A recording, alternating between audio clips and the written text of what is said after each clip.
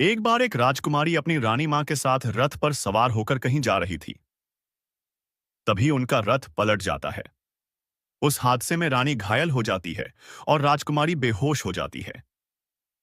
तभी दो किडनैपर आते हैं और उस राजकुमारी को उठाकर ले जाते हैं और उस राजकुमारी को किडनैप कर लेते हैं। एक मंकू नाम का बच्चा यह सब कुछ देख रहा था। जब वे दोनों किडनैपर सो रहे थे तब मंकू राजकुमारी के पास जाता है और उसकी दोनों हाथों को खोल देता है और वे दोनों वहां से मंकू के घर भाग जाते हैं। राजा को पता चलते ही वह रानी को लेने आ जाता है। राजा और रानी अपनी राजकुमारी को ढूंढने के लिए निकलते हैं। उधर मंकू उस राजकुमारी का बहुत ध्यान रखना है, उसे खाना खिला है और ओढ़ने के लिए कंबल भी देता है। राजा अपनी राजकुमारी के लिए भगवान से प्रार्थना करता है और उधर मंकू उस राजकुमारी की जरूरतें पूरी करने के लिए दिन रात मेहनत करता है और उसके लिए नए कपड़े और खाना खरीदकर ले जाता है।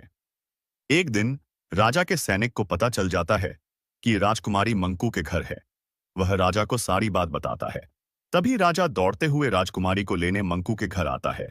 तभी राजा का सैनिक मंकू को पकड़ लेता है।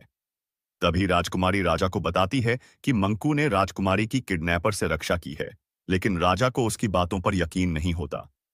वह मंकू को मौत की सजा सुना देता है। तभी राजकुमारी अपनी आत्महत्या कर लेती है। राजा को अपनी गलती का पछतावा होता है और मंकू उस राजकुमारी की याद में बहुत रोता है। दोस्तों, कहानी कैसी लगी?